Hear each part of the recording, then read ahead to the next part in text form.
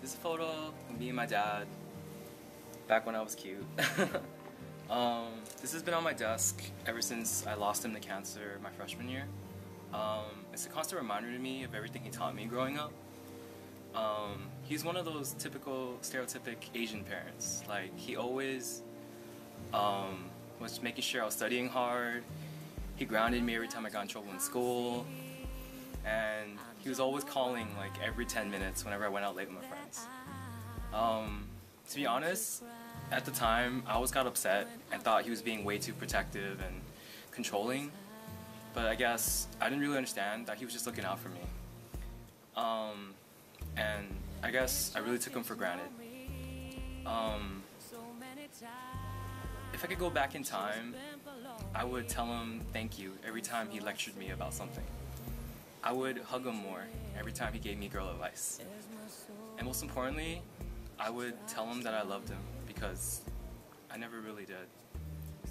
So, Dad, if you can hear this, I really miss you. Sorry. So basically, cancer affects a lot of people. People like you never really know. So, girls out there, I know you may love a lot of guys in your life, but your dad will always be the one who loves you most. And same goes for you guys. Don't be afraid to tell your mom you love her this Mother's Day. Heck, do it every day. Give her a hug now and then. She'll enjoy it. So I guess basically, guys, show your parents you really love them as much as you can while you still can. Because the old saying is true. You never really appreciate what you got until it's gone. So my aunt recently died of nose cancer, BI, and what happened was 5 years ago she first went to see the doctor, and he found like a mass, and he's like, you should monitor this, you should come back for a checkup, we're not sure if it's malignant or benign yet. But she said that the doctor was mean and that she was scared of him, so she never went back to the doctor, even though my dad tried to convince her to go.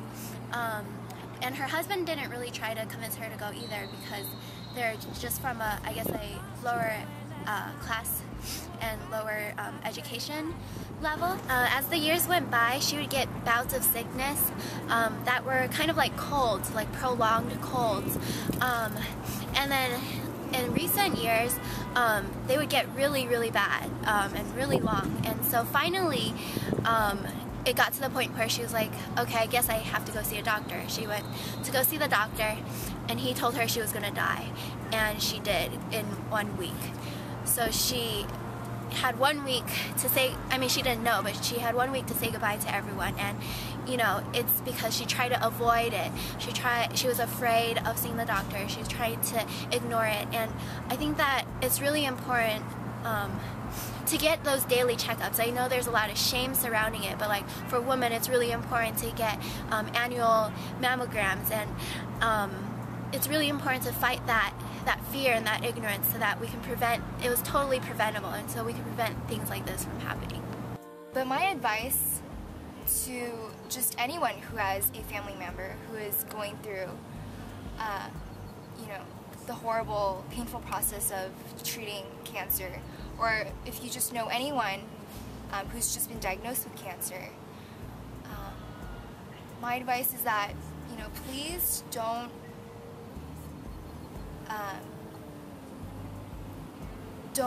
feel so compelled to not help them because you're scared that they're gonna shun you, because in the long run you might end up regretting not helping them. Because my mom, for example, she put up such a strong wall of, you know, of confidence, and such a strong wall of independence. So I thought she could do it by herself, but no one can ever handle cancer by themselves. It's extremely hard, and especially when, you know, someone is going through chemotherapy, that's the hardest part, I feel, of it all, because, you know, they're going through so many things, and you know, for girls, they're losing their hair, and just all of these different things. They definitely need someone to be there for them, even if they express that they don't need help.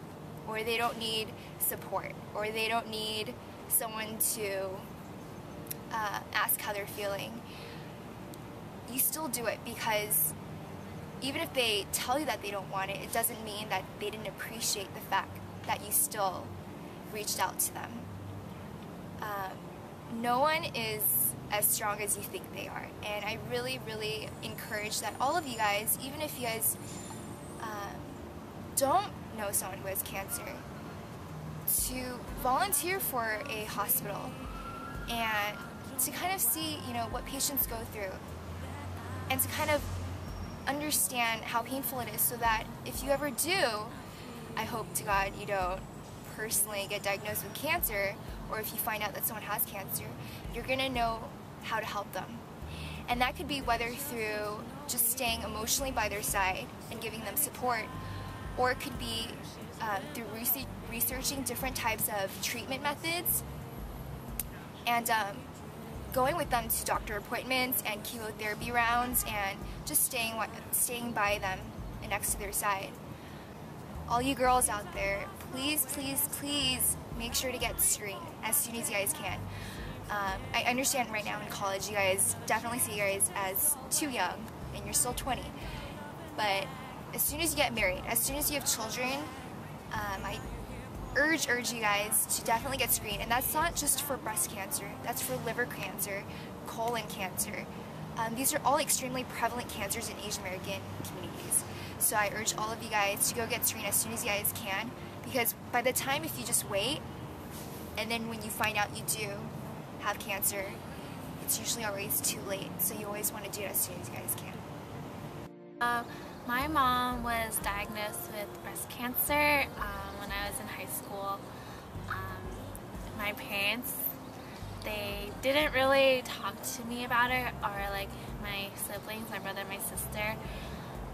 Just like how in the play, the dad is very reluctant in going to the hospital and like believing in like going to get checkups. That's how my parents are. Yeah, when she first got sick, she didn't really tell me and my brother and sister about it that much, or like what she was going through. She made it seem like she was all fine, and like I really didn't even feel like she was sick. And it wasn't until when my aunt came to visit California and to take care of my mom that I like realized that it was pretty serious. And even though she was like, she seemed pretty normal, she was going through a lot. And I guess my message is that even though if like the person that's going through the sickness or cancer or whatever it is, just be there for them.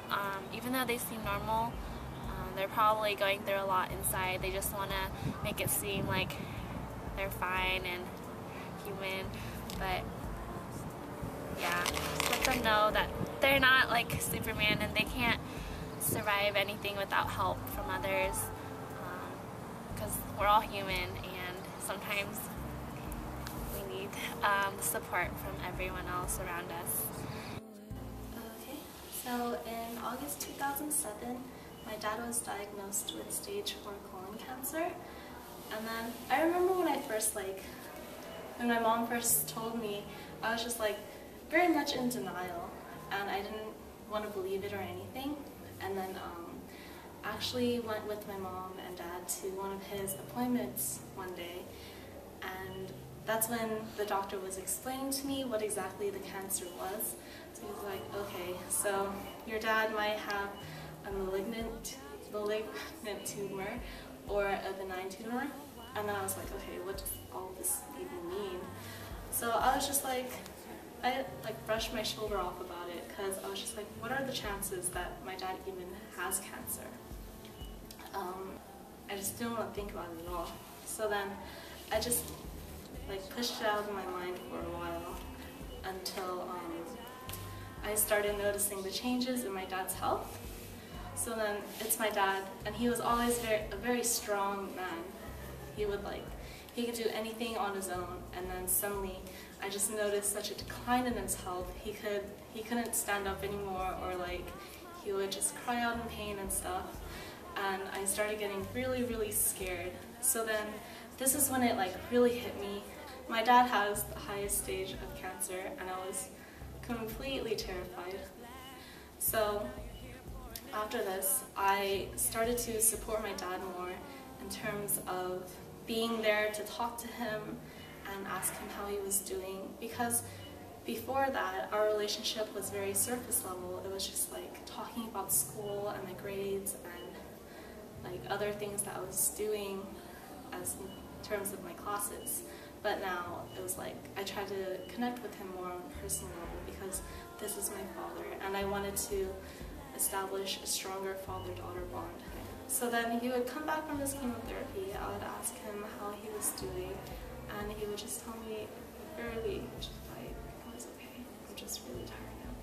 And then he would walk up and go to sleep. So then that went on for probably like another year or two, like before I went to college. And then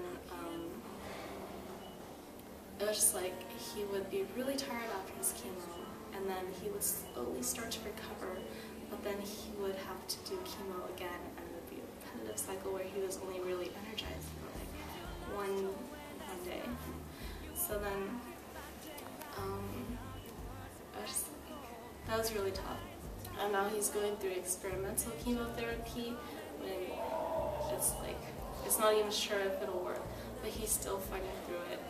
And I feel so bad whenever I cry about things, just like really minor things in my life, because there's my dad who's fighting against cancer that keeps coming back for like 3 years now, no matter what he does, no matter what surgery he has, no matter what chemo he's going through.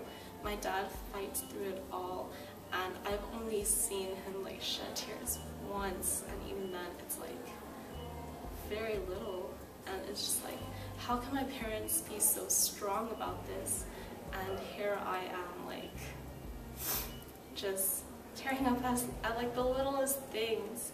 So I really look up to my dad for going through all of this, and he really is like everything he's doing. He's fighting for his own life, but he's fighting for his own life so he could still be here for me and my sister in whatever we need. My dad's very selfless.